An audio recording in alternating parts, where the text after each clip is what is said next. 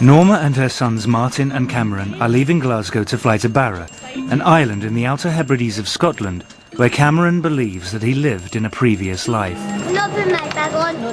They are being accompanied by psychiatrist Dr. Jim Tucker, an expert in children's past life memories.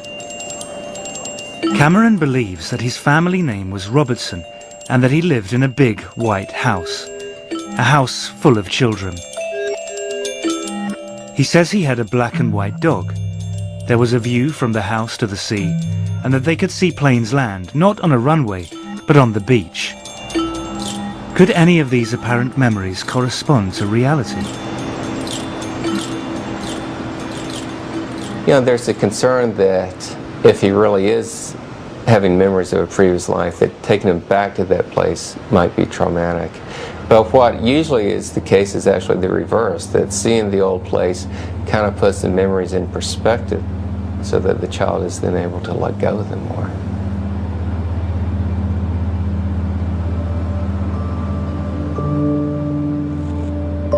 The planes must have landed on the beach.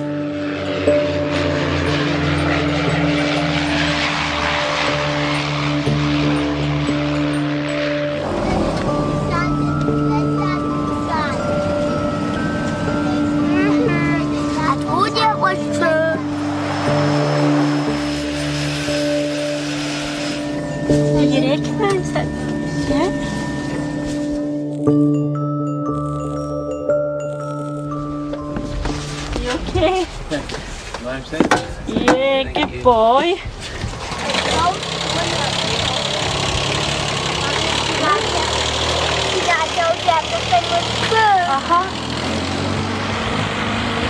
It's just after saying I told you it was all true. Feel happy to be here?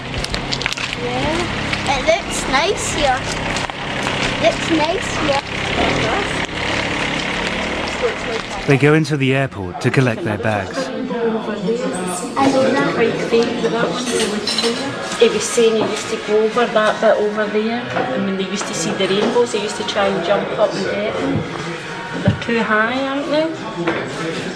Well, we're certainly off to a good start. I mean, he feels that he recognizes the place. He said to his brother, I told you it was true, and he's very excited about being here. Mummy, I must have always come down to this bit and I must have cleared the beach. Did you? You'll be able to show me, won't you? Very exciting. If we can verify his statements, it'll be a great case. Looks like a place that doesn't change too rapidly, so hopefully he'll be able to recognize some things. Feel happy to be back. Feel happy to be back, do you? You look happy to be back. Leaving the airport, they board the bus to drive to the hotel, and they get their first look at the island. Mummy, well, you might see it's in our house on the way. I know, we're trying to see if we can see it. You know what? I know the person who lives there, but... You know the person that lived there? But I can't remember. Oh, no. Oh, dear. Mummy, it's hard to get to that bit. Is it hard to get out? Because then you'd have to try and swim back. Mummy, I recognize every single bit.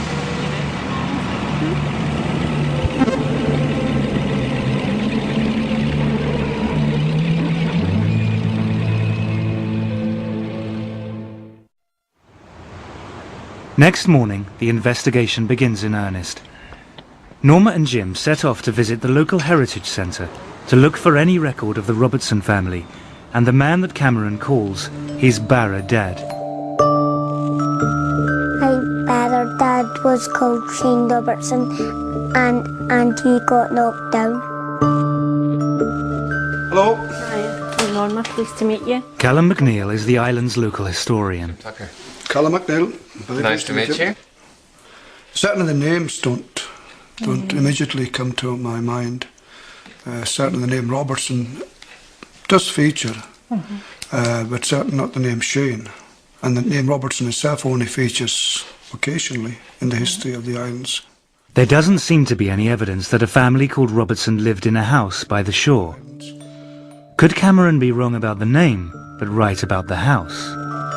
I could see the beach when I looked out the window, and sometimes my brothers and sisters could go by themselves, and I looked out my window, see the planes land on the beach. And my brother said a black bonnet, and how you die is you just go like that.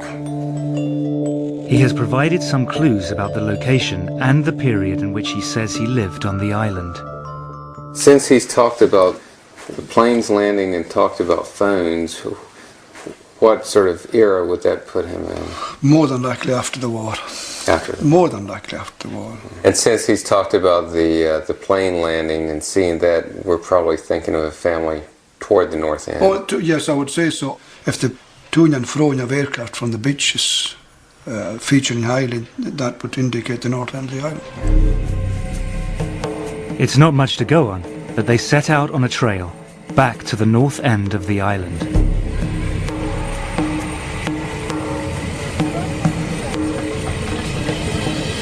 I thought he was fine, but I don't know about him. I was starting to feel anxious and saying, well, I hope he does recognise something for his sake and probably for my own, because I'm desperately looking for answers as well.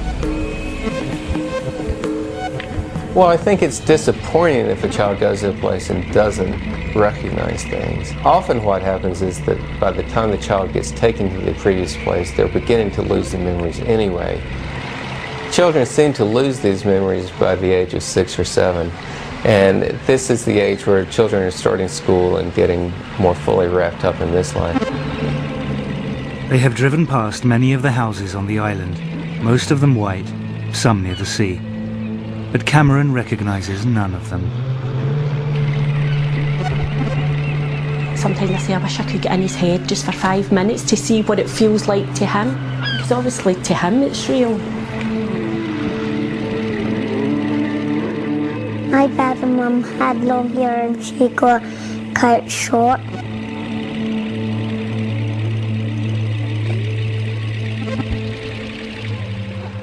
Later that day, they go for a walk on the beach.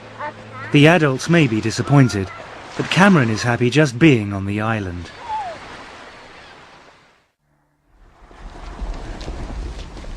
But next morning, they receive a phone call from Callum McNeil at the Heritage Centre. He wants to speak to them urgently. He has some new information. Phone call today informed me that there were people living with the name Robertson on the north end of the island, in a house by the shore. It's a white house by the shore. Couldn't get much closer to the shore. Callum's records were only for properties owned by islanders, but the Robertsons were from the mainland. And when were they there? 60s, 70s, I believe. Yeah. So we know exactly which house it was. We'd be able to go see it. Sunderland. Directions to the house take them down a different road to the ones they had been searching before. Jim and Norma don't tell Cameron where they're going. They don't want to influence his reaction or disappoint him. They follow a small coastal track. The house comes into view as they turn the final corner.